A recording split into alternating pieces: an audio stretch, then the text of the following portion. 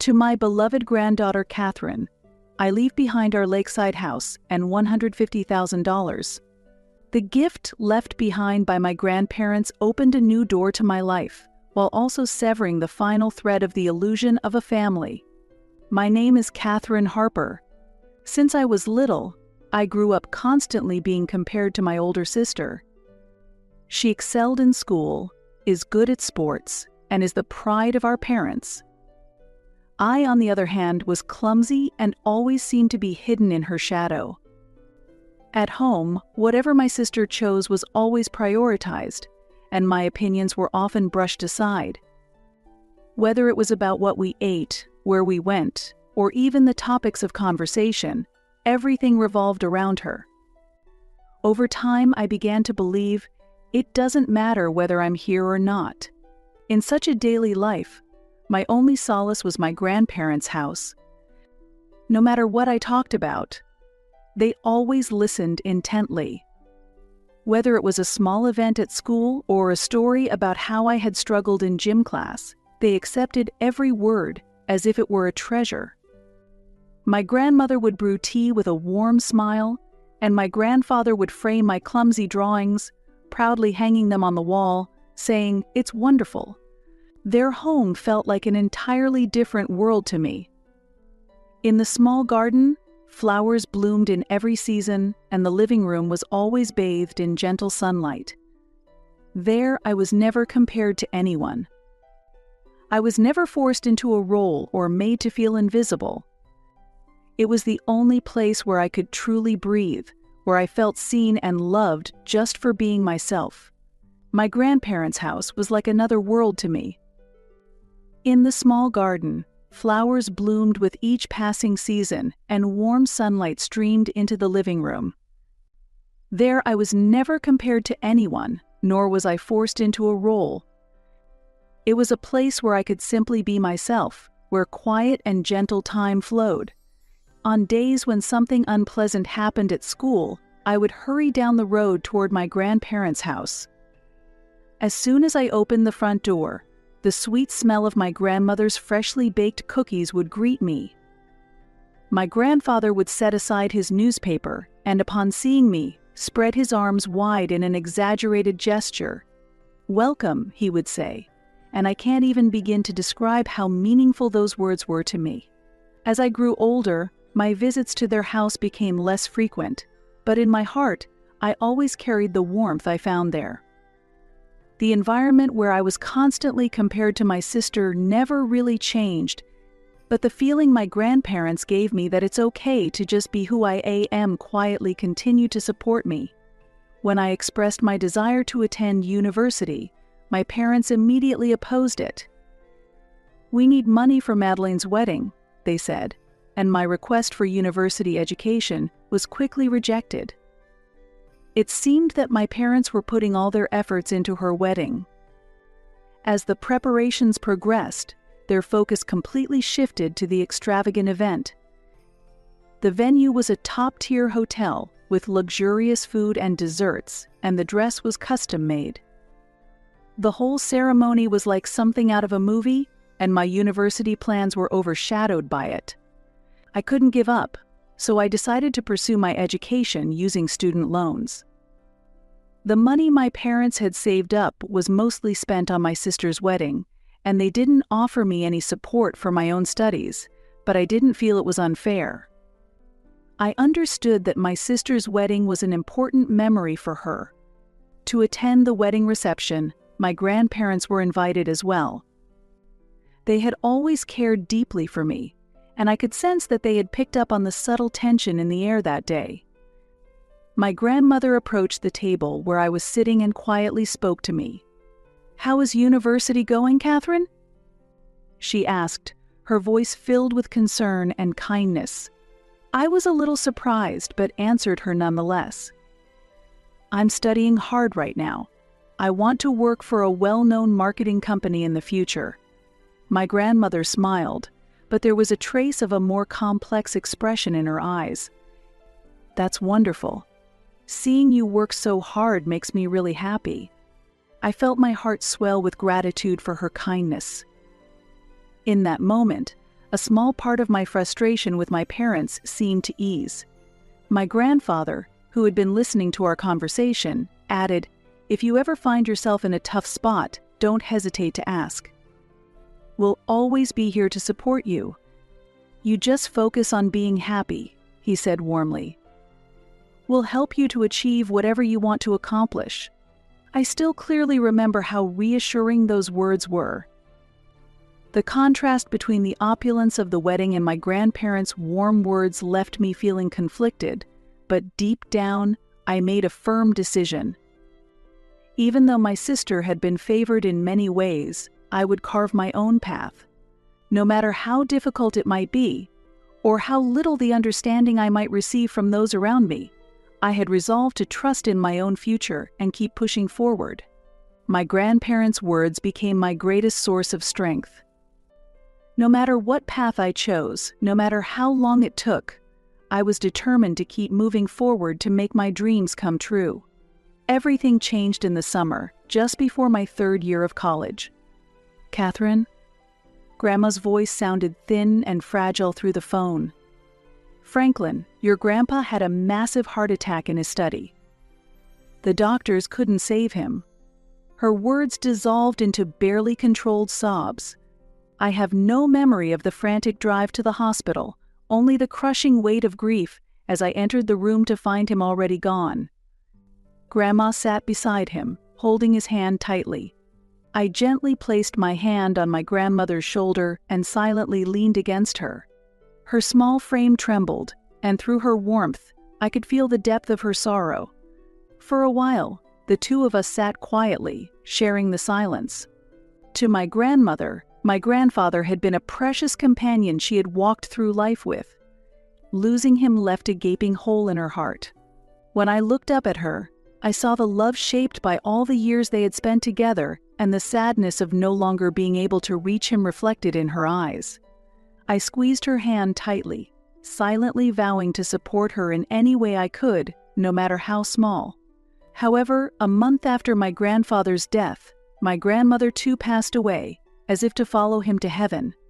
It was so sudden that I couldn't accept the loss.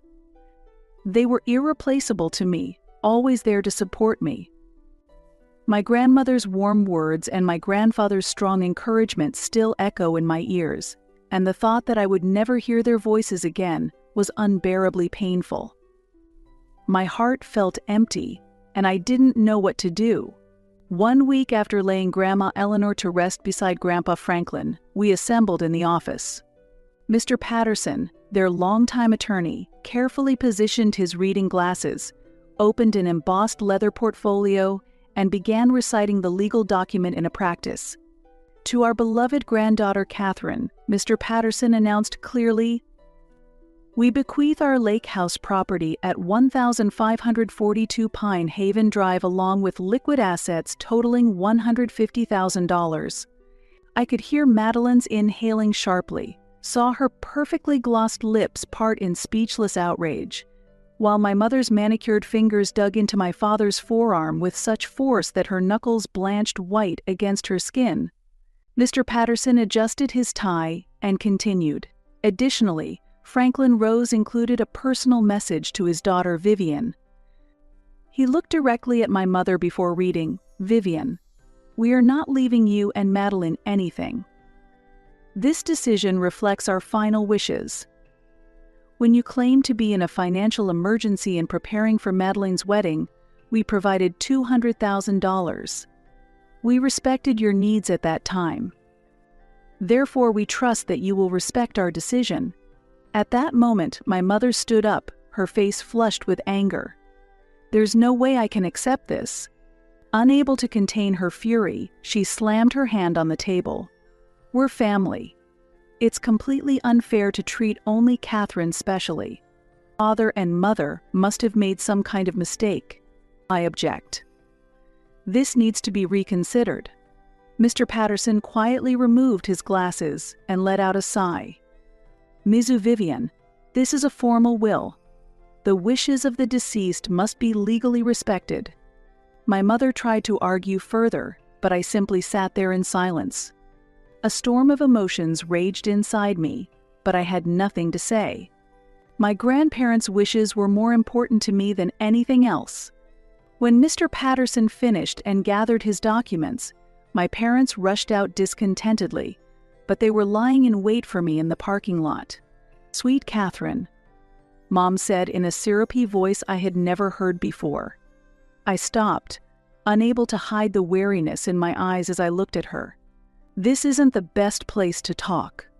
Could you spare a little time?" She coaxed, with Dad and Madeline standing quietly behind her.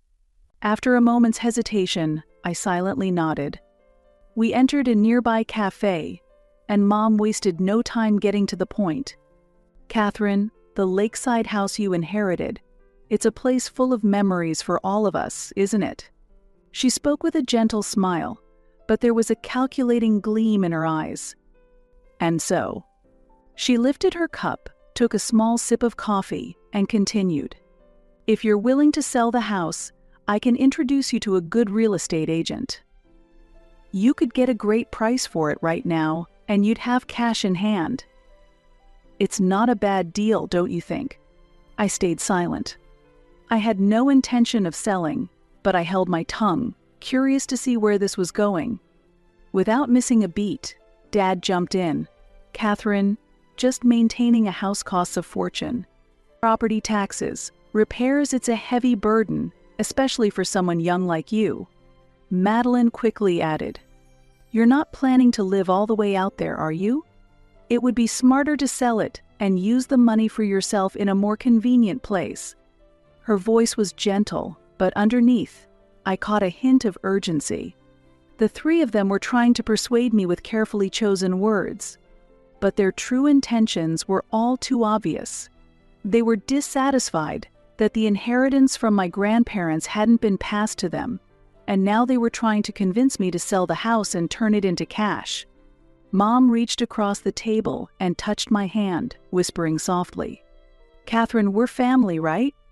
Let's help each other out." I quietly withdrew my hand. A cold resolve began to grow in my heart. The house my grandparents had entrusted to me. It was the place where I first felt unconditional love, a precious repository of memories. There were things there that could not be measured by monetary value. I took a slow breath, then opened my mouth calmly. "I'm sorry, I don't intend to sell it."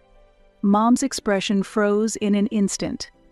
Dad and Madeline were staring at me, speechless. I stood up and pushed my chair back. "I want to cherish what Grandpa and Grandma left behind, along with that house." With that, I left the cafe. There was a strange warmth spreading in my chest. For the first time, I had been able to say no to my family with my own will, and I felt proud of myself. After that, I successfully graduated from university and got a job at the marketing company I had hoped for. At first, I was a bit confused by the unfamiliar tasks, but with the support of those around me, I gradually gained confidence. In my new workplace, I experienced the joy of seeing my ideas take shape every day, and I spent busy but fulfilling days. With the new job, I also started living on my own. It was a small apartment, but the space I had chosen and arranged myself gave me an irreplaceable sense of peace. After work, playing my favorite music and making coffee became the greatest reward for me. Since that day, I had almost no contact with my parents or sister. At first, there were a few awkward exchanges, but over time, I distanced myself, and before I knew it, months had passed without any communication. Though there were moments of loneliness, more than anything, the feeling that I was now truly walking my own life was what supported me. Living freely, choosing freely, without being bound by anyone.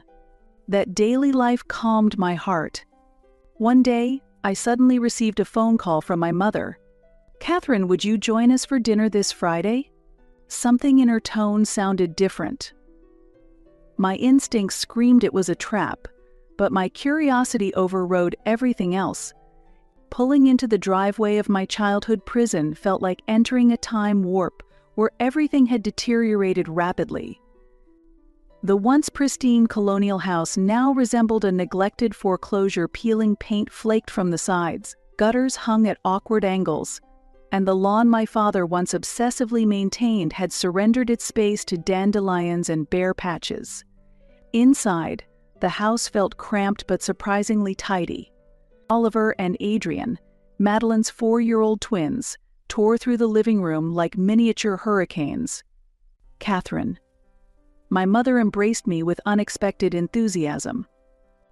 We've prepared your favorite pot roast with those little red potatoes you love. I stiffened in her embrace, the absurdity hitting me like a slap. That's not my favorite, I said before I could stop myself. That's Madeline's favorite. I've always preferred grilled salmon. An uncomfortable silence descended, heavy as concrete, until my father cleared his throat dramatically. What is your favorite food? He asked, his expression showing genuine curiosity. We should know these things. To my astonishment, they actually seemed sincerely interested in the answer. During dinner, they peppered me with questions about my Wall Street position, my Manhattan apartment, even my weekend activities. They appeared to genuinely listen when I explained derivatives trading. Though I could tell by their glazed expressions that the financial terminology might as well have been Sanskrit. As dessert was being served, my father spoke up. This year we're expecting a lot of relatives for Thanksgiving, so we'd like to have it in a bigger house. I've been trying to find a spacious place to rent, but I haven't had much luck, he said. I put down my fork and quietly listened to his words. At that moment, what came to mind was the villa I had inherited from my grandparents. Surrounded by nature, spacious and peaceful, it seemed like the perfect place for a large gathering. More than anything, I thought it might be a good opportunity to step into that house again, which held so many memories of my grandparents. Then, my mother spoke up, a little hesitantly. Would you be willing to lend us the villa you inherited? I hesitated for a moment. That villa was a very special place to me. Was it really okay to lend it out so easily?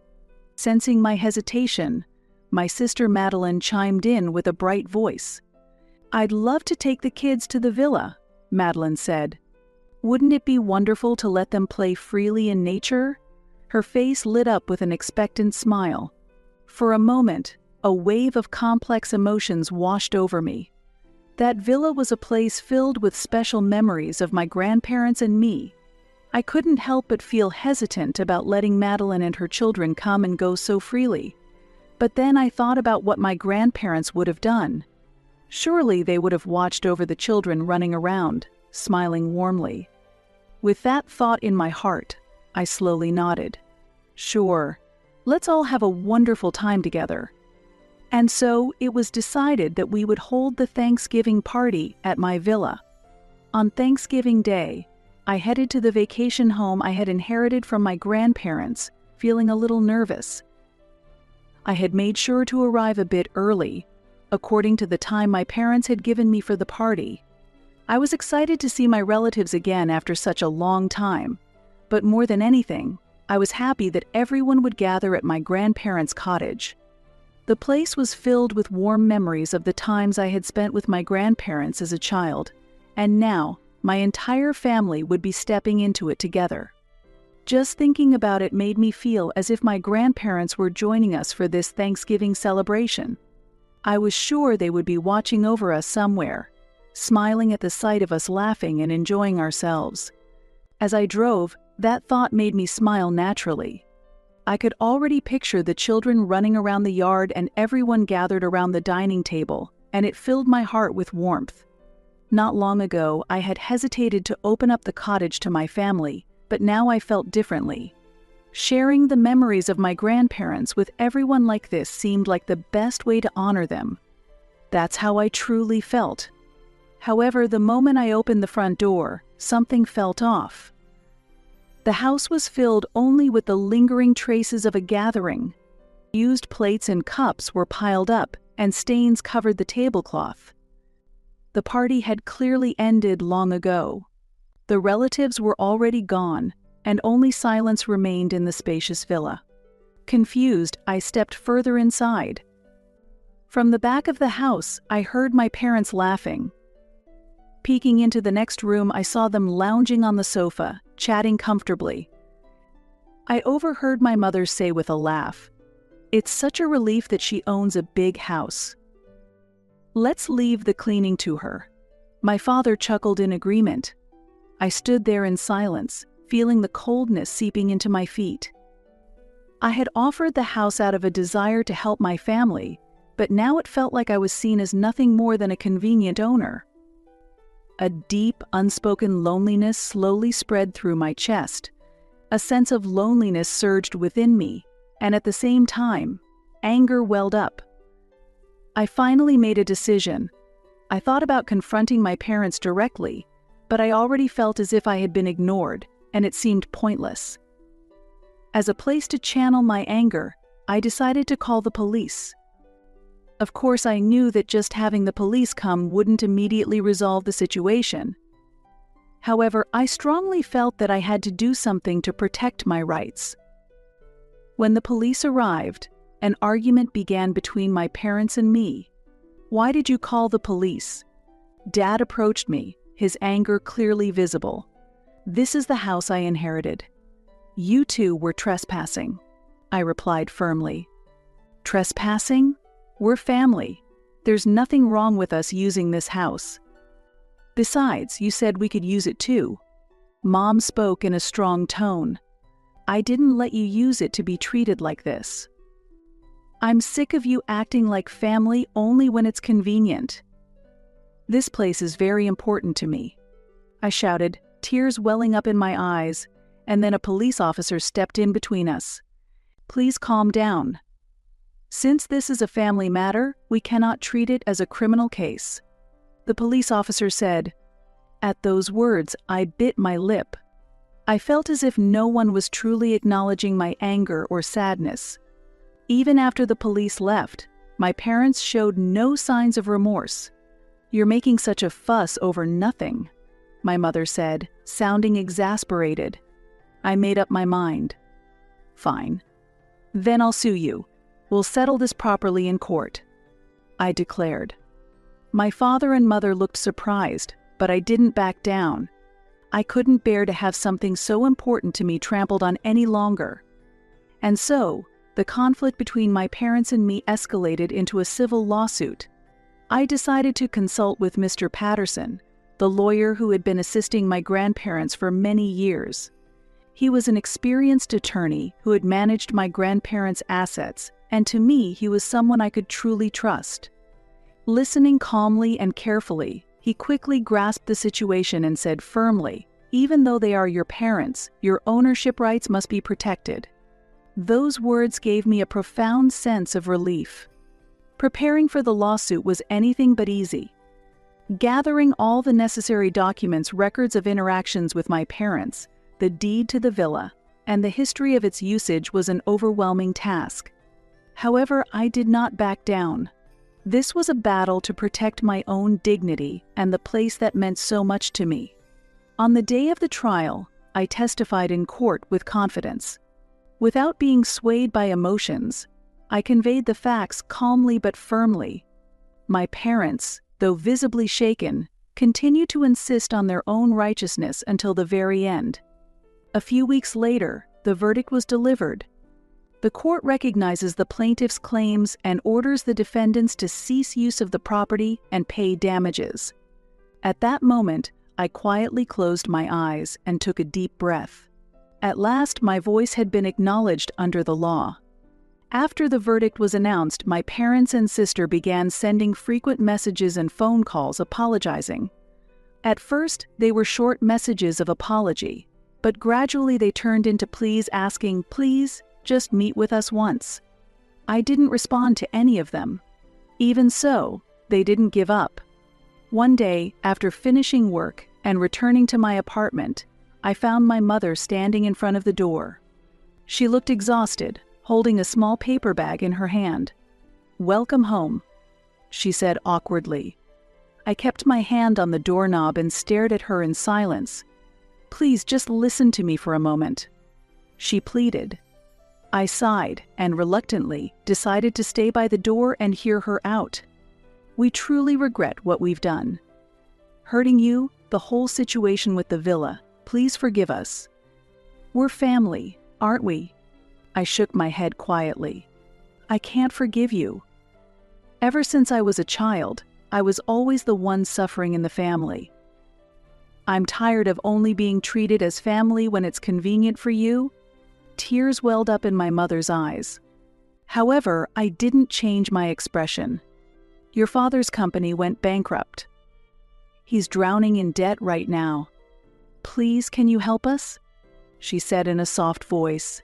I took a deep breath, then said clearly, I can't. I don't consider you my family anymore. My mother stared at me for a moment in shock, then slowly lowered her head and quietly left. I closed the door and immediately contacted Mr. Patterson. So, she came directly, huh? He said calmly. In that case, we should apply for a restraining order. It's necessary to protect both your life and peace of mind. I nodded quietly. Please. Thus, I made the decision to once again seek the power of the law to protect my world. Even if they were my blood relatives, I had no choice but to keep my distance from those who harmed me. After the restraining order was issued, my parents received an official document from the court by mail. They were deeply shocked by the news and immediately told relatives and close friends about it, expressing their dissatisfaction and complaints about my actions. However, for me, there was no change in the fact that this decision was the best choice. I heard from relatives that after the rupture in my relationship with them, my parents' and sisters' lives gradually deteriorated. I heard from relatives that after his company went bankrupt, my father struggled to find re-employment and spent his days chasing after debt repayment. With his arrogant personality, his relationships with those around him worsened as his debts piled up, and he lost most of his friends. My mother, while worrying about my father's situation, became mentally exhausted, and the household became increasingly unstable day by day. My sister, desperately raising her twin children, had a strained relationship with her husband and was worn out from child rearing. Financially, things were extremely tough, and she worked tirelessly to cover the costs of the children's education and daily living expenses. My sister often relied on our parents, and now that she no longer has that support, she is in an even more difficult situation. I heard that my sister also tried to reach out to me, but as I kept my distance, her mental exhaustion grew larger, and the family bond continued to weaken. Both my parents and my sister were suffering from the consequences of their past actions. Despite regretting what they had done, none of them could find a way to improve the situation, and their lives continued to decline. The connection of family had become increasingly thin, and each of them was isolated, carrying an unmanageable sense of anxiety and regret, struggling through those days as best as they could. After the complete severance of my relationship with my parents and sister, I focused entirely on my work. With every successful project, I felt my growth and gradually regained my confidence. After work, I spent quiet time in a cafe in the city, which allowed me to calm my mind. Meeting new friends and spending time with them also became a new source of support for me. On weekends, I visited the villa my grandparents had left behind. Located in a quiet mountain area, this house was a place where my grandparents had showered me with love, and it was filled with warm memories of them. As I recalled their smiles and the kindness with which they had cherished me, I felt enveloped by my grandparents' love. In that moment, I felt the wounds of my past begin to heal.